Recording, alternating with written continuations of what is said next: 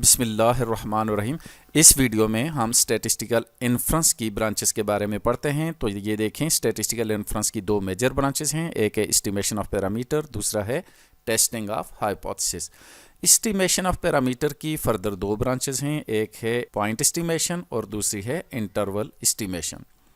Point estimation में हम ये करते हैं कि हम एक सैंपल लेते हैं, उस सैंपल से हम पॉपुलेशन पैरामीटर की एक वैल्यू जो है वो एस्टिमेट करते हैं कि जिस तरह से अगर पॉपुलेशन मीन है तो उसको एस्टिमेट करने के लिए हम सैंपल मीन यूज़ करते हैं। तो सैंपल मीन की जो भी न्यूमेरिक वैल्यू होगी that is a single value, so this is a point estimation, यानी कि एक सिंगल पॉइंट एक ही वैल्यू कैलकुलेट किए। जबकि इंटरवल एस्टिमेशन में हम क्या करते हैं, रेंज ऑफ वैल्यूज़ जो है ना वो फाइंड आउट करते हैं, कि जिसमें हम एक इंटरवल फाइंड आउट करते हैं कि फॉर एग्जांपल मिनिमम वैल्यू भी बता देते हैं और मैक्सिमम वैल्यू, और किससे लेते हैं, हम सैंपल से लेते हैं। और वो एक अप्रॉक्सीमेट होता है कि इस इंटरवल के अंदर हमारा जो पॉपुलेशन मीन है वो फॉल करेगा, या इसको मतलब ज़्यादा टेक्निकली अगर हम करेंगे तो हमारा इंटरवल जो है पॉपुलेशन पैरामीटर को कंटेन करेगा।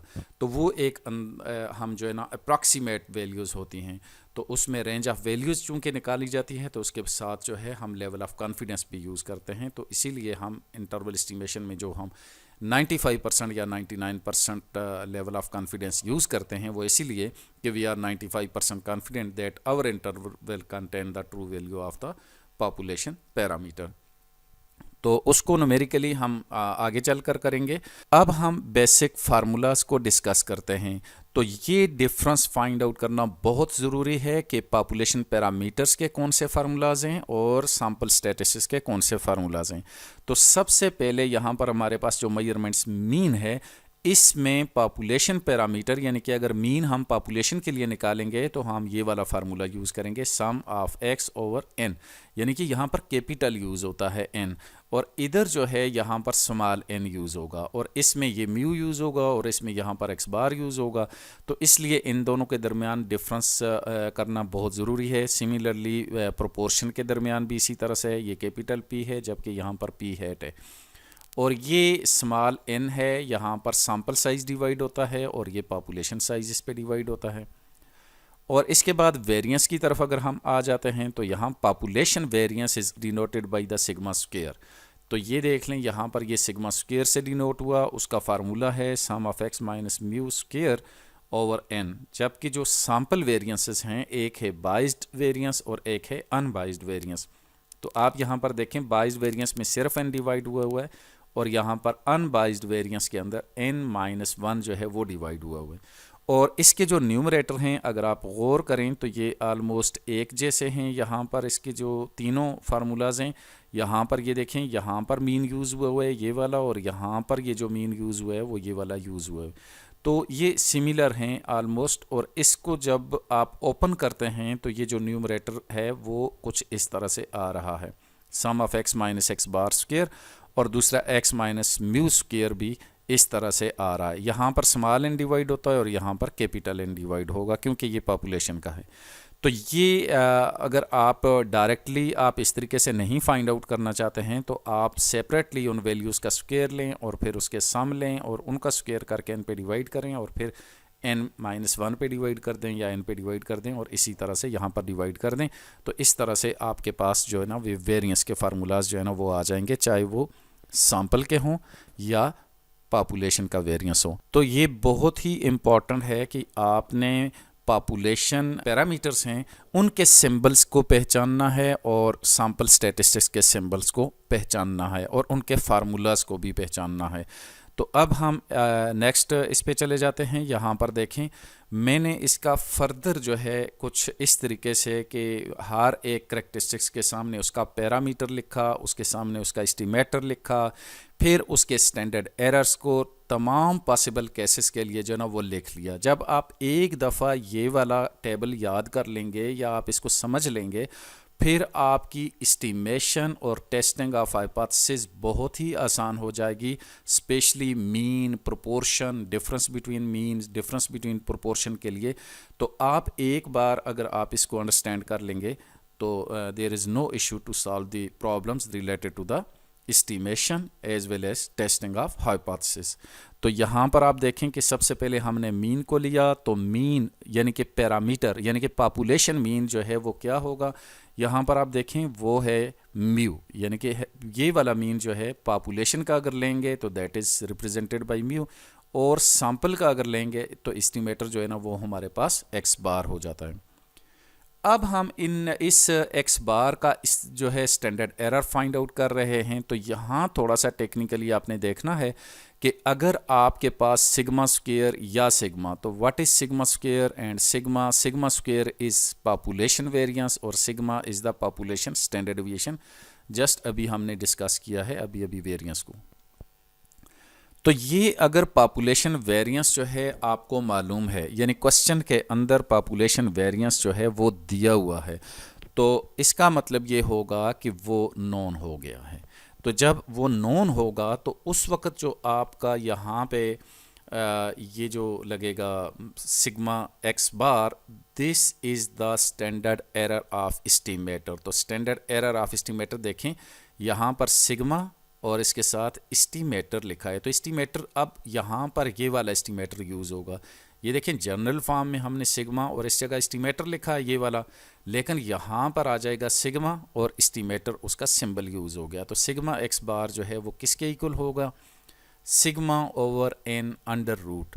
और इसमें टेबल वैल्यू भी आपने याद रखनी है कि टेबल कौन सा लगेगा ऐसे केस में, ये जी का टेबल यूज़ होगा। तो हर क्वेश्चन के अंदर आपने देखना है कि अगर आपको सिग्मा स्क्वायर नोन है तो आप जो है वो ये वाला स्टैंडर्ड एरर यूज़ करेंगे और टेबल जो है वो जी का टेबल इस्तेमाल करेंगे, चाहे वो टेस्टिंग होगी या एस्टिमेशन होगी।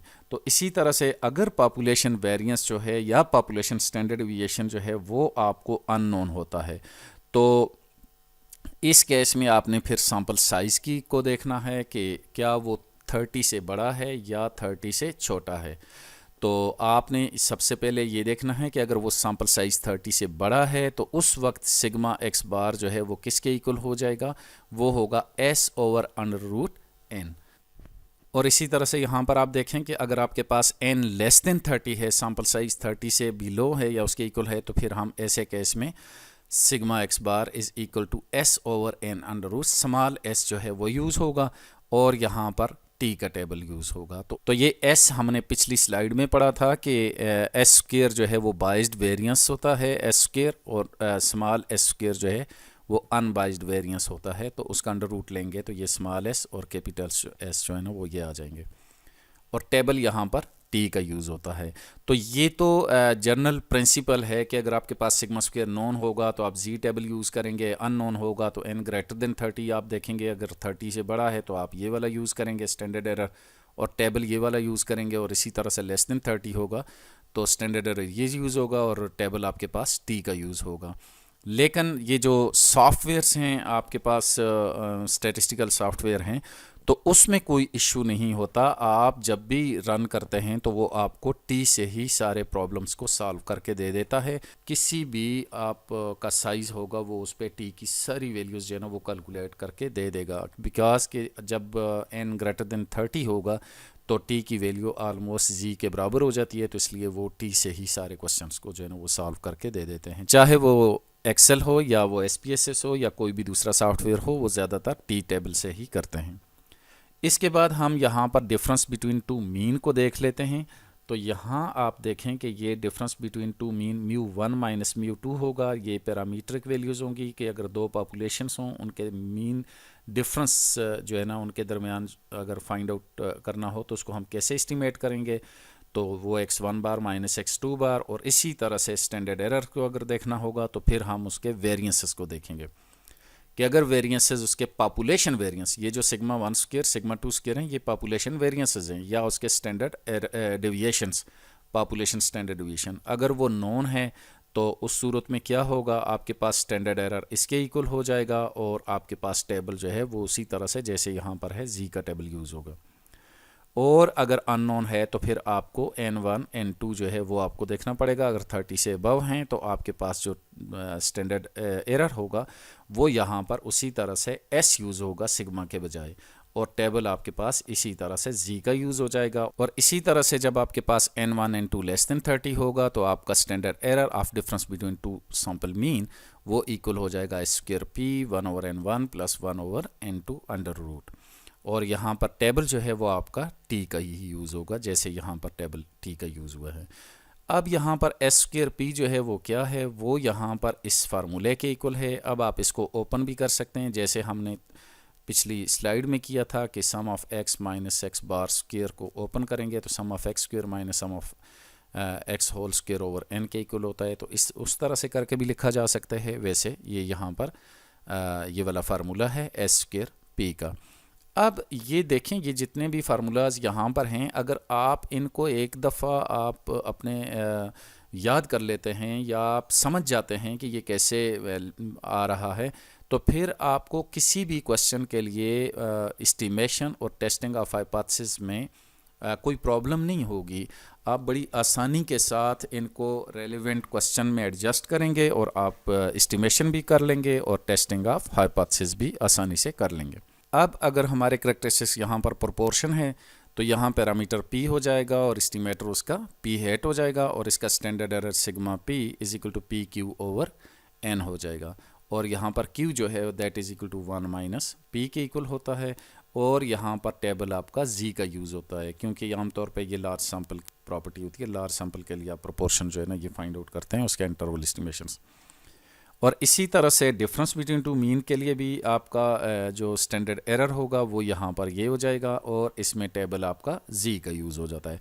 तो ये आप देखें कि हमने क्या क्या सीख लिया है। यहाँ पर सिंपल आपने मीन को डिस्कस किया, डिफरेंस बिटवीन टू मीन को, प्रोपोर्शन को, डिफरेंस बिटवीन टू प्रोपोर्शन को।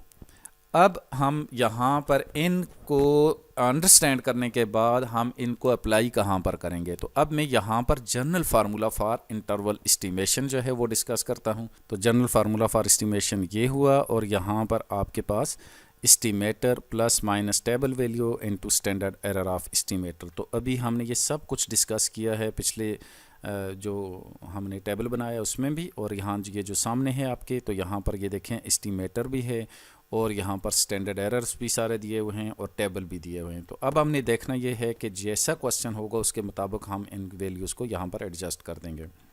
सपोज़ यहाँ पर मैं जो मीन वाला केस है हम उसको यहाँ पर देख लेते हैं ये दोबारा से।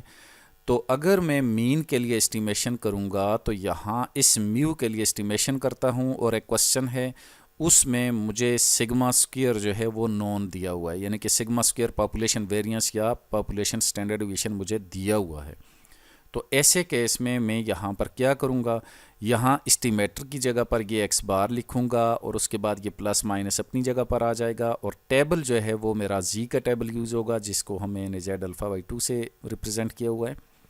और मेरे पास स्टैंडर्ड एरर जो है यहाँ पर इसकी जगह पर मेरे पास sigma over under root N ये वाला यूज़ कर लूँगा। अब अगर फॉर एग्ज़ाम्पल यहाँ पर देखें कि मेरे पास जो क्वेश्चन है उसके अंदर सिग्मा स्क्वायर जो है पॉपुलेशन वेरिएंस या पॉपुलेशन स्टैंडर्ड डिवीजन अननोन है, उस क्वेश्चन में सैंपल की इन्फॉर्मेशन दी हुई है और फिर मैं देखता हूँ कि सैंपल साइज़ भी उसमें 30 से अबव है, तो मैं यहाँ पर ये वाला फार्मूला यूज़ करूँगा। एस्टिमेटर की जगह पर ये आ जाएगा, प्लस माइनस अपनी जगह पर आएगा। और अब जो है ये चूँकि n जो है ना वो ग्रेटर देन 30 अगर हुआ तो टेबल वैल्यू मेरे पास z की आ जाएगी यहाँ पर, और यहाँ पर सिग्मा के बजाय s लग जाएगा, यहाँ पर s over under root n आ जाएगा। सिमिलरली अगर मेरे पास ये केस आता है कि n लेस देन 30 होता है तो फिर मैं यहाँ पर x बार प्लस माइनस और यहाँ पर t का टेबल यूज़ करूँगा और s over under root n। तो ये मैंने यहाँ पर n-1 ये तो खैर t के टेबल में से जाके देख लेंगे, और यहाँ पर ये हमने स्टैंडर्ड डेविएशंस या स्टैंडर्ड एरर ऑफ मीन जो है वो यूज़ किया। तो इस तरह से मैंने ये फार्मूलाज जो है वो बना लूँगा और जस्ट इसमें वैल्यूज़ जो है ना सब्स्टिट्यूट करूँगा तो मेरी सारी इंटरवल एस्टिमेशन जो है ना वो फाइंड आउट हो जाएगी। और इसी तरह से हमें डिफरेंस बिटवीन टू मीन के लिए अगर एस्टिमेशन चाहिए होगी तो हमारे पास ये पैरामीटर है, ये एस्टिमेटर है और ये स्टैंडर्ड एरर है। तो अगर हमें क्वेश्चन के अंदर सिग्मा 1 स्क्वायर, सिग्मा 2 स्क्वायर या सिग्मा 1 सिग्मा 2 यानी पॉपुलेशन वेरिएंसेस या पॉपुलेशन स्टैंडर्ड डिवीजन नोन होंगे, तो हम यहाँ पर इस फार्मूले को यूज़ करेंगे स्टैंडर्ड एरर की जगह और ये जी टेबल यूज़ करेंगे और यहाँ पर हम एस्टिमेटर ये वाला डालेंगे यहाँ पर इसकी जगह पर, टेबल ये वाला इसकी जगह पर और स्टैंडर्ड एरर ये हो जाएगा। तो हम यहाँ पर ये देखें ये वाला फार्मूला इस तरह से आ जाएगा। और अगर ये केस होता है अननोन हुआ, n1 n2 less greater than 30 हुआ, तो फिर यहाँ पर टेबल ये हो जाएगा और s1 s2 जो है ना यहाँ पर ये आ जाते हैं। और इसी तरह से अगर n1 n2 लेस देन 30 होगा तो हम यहाँ पर टी टेबल के साथ s स्क्वायर p का जो है ना ये फार्मूला यूज़ करेंगे। तो इस तरह से हम अपनी जितनी भी इंटरवल एस्टिमेशंस जो है वो हम फाइंड आउट कर लेते हैं। और ये जो टेबल बना कर दिए गए हैं ये बहुत ही हेल्पफुल हैं आपकी सारी estimation as well as testing of hypothesis के लिए। न्यूमेरिकल प्रॉब्लम्स को आइंदा आने वाली वीडियोस में डिस्कस करेंगे।